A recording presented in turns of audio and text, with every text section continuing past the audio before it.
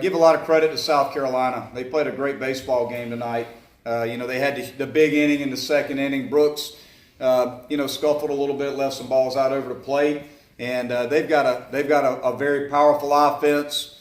Hopkins and Iser, those guys. We made some mistakes to them, and they hit it out of the ballpark, put together a big inning, and after that, I give our guys a lot of credit. Our bullpen was outstanding. Matt Clark, Owen Griffith, Travis Marr, those guys threw the ball very, very well. Gave us a chance to get back in the game, and I was proud of our offense. We hit the 2-run homer in the first, had our opportunities in the second. That was tough. We had bases loaded with 1 out, didn't get anything out of that. But we found a way to get back in the game. We were down 5-2, scored a single run in the third and the fourth to make it 5-4. And then Brett Carey came into the ball game. And, he deserves a lot of credit as well because he was awfully good. He did a good job of just shutting us down offensively. Felt like we needed to be more aggressive. The fourth time through the order, too many strikeouts, but you have to give Brett Carey some credit for that as well. He executed pitches and he did a very good job. I just felt like we needed to be a little more aggressive and make him earn it a little bit more than we did, but he deserves some credit. It was a very close ball game. You look at the hits by each club. You look at the amount of quality at bats on each side. It was a very close ball game. The bottom line is big innings in baseball tend to get you beat. And they had one big inning, and that was the difference in the game. And hopefully we could try to make some adjustments tomorrow offensively and do a little better job and find a way to score runs. But give credit to South Carolina. That was they were the better team tonight. Coach, you have so many freshmen playing big roles on this team. Is there ever a concern when those guys go away from home for the first time? Not really. I mean, they're going to have to play regardless at some point. They're going to have to play on the road. They're going to have to play in a tough environment at some point. I mean, that's what, coming to a program like Clemson is all about. You come here to play in a great series like this one in front of huge crowds and those types of environments. So it's not really a concern of mine. It is what it is. They're going to have to be thrown into the fire at some point, and they certainly will get that opportunity to do that this weekend. Monty, you guys have been in this position before in this series the past couple of years. Just what do you tell your team after the message to try to bounce back again?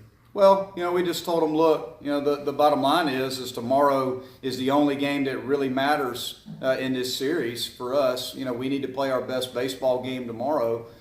Because we got to find a way to get back into it. So, and we shared that with them. And we use past history. I mean, we've done it in the past to give the guys, obviously, they've had that experience. A lot of guys on this team have had that experience of being down 1-0 and finding a way to win the second game and get them back in the series. That being said, we got to play a good game. We know that Harley is a power lefty. He's going to be a tough matchup for us, but we got a pretty good freshman going ourselves and Davis needs to be at his best tomorrow to give us a chance. We got plenty of bullpen options, and we just need to put together a good game plan, put together a good game, and let this game go.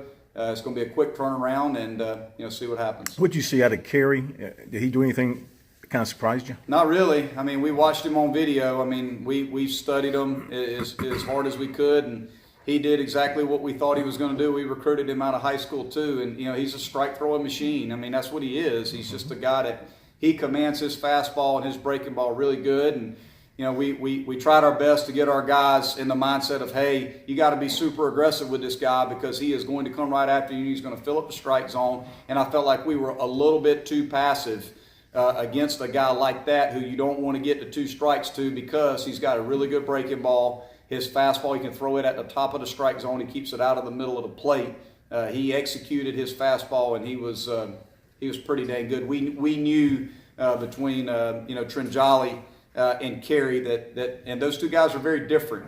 But we knew that they were going to be tough matchups, and we needed to have a good plan and an approach. And again, Carey was very, very good. What did you see from Clark to kind of keep you guys in the game tonight?